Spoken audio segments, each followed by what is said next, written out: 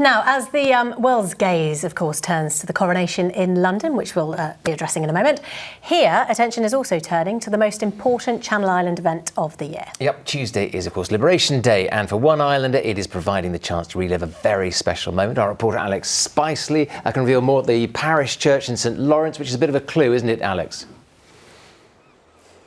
Absolutely, Jonathan. And the church here has been here since around 1198. That's the time of Richard the Lionheart. And here at the heart of the parish, it's played a part in so many people's stories, hosting tens of thousands of christenings, weddings, and also providing a final resting place to those who've called St Lawrence home. But for one gentleman in particular, this church will always remind him of liberation. And that's because this is where he spent that momentous day almost 80 years ago. Well, I met with him a little earlier and had the pleasure of springing our very own Liberation celebration surprise.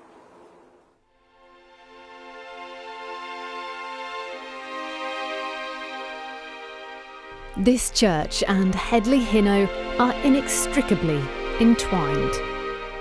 Well, I don't know, people don't like divulging their ages, but I'm not shy. I'm 96. I was born in the parish. I was baptised in the parish. I got married in the parish. And St Lawrence is my life. It's also where he spent the occupation, with rations, curfews and German soldiers stationed every half mile. You couldn't go outside the parish, really. This is why we had to choose our girls from St Lawrence. You know. Which you did end up doing, didn't you?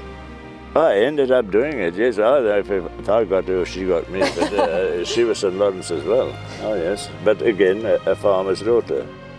The only picture of Headley from the time is on his identity card, something he hadn't seen since the war. You've even got records of me that I didn't know. But there's one day that he needs no help in remembering.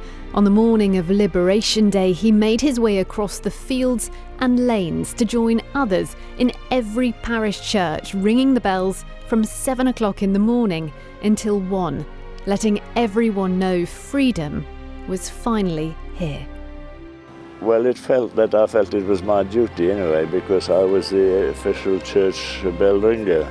But I wouldn't have said, no, I'm not going to ring the bell. I was, in my glory to do it because the war was over. Joy. Yeah. Joy. Absolute joy. We have special permission for you to recreate that moment and have a go at ringing the bells. How do you feel about doing that all these years later? For 5 hours. Not quite. I would love to do that.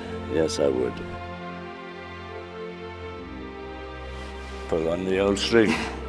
And here it is. Yes. Would you like me to show you, actually? Absolutely. Yes. And then I just stand here, and then I...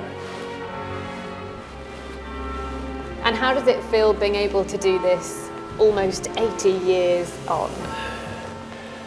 Wonderful. Yes, wonderful, because St Lawrence is my parish. And to be able to do this again, I never thought I'd see myself ringing the parish church bell again. Never.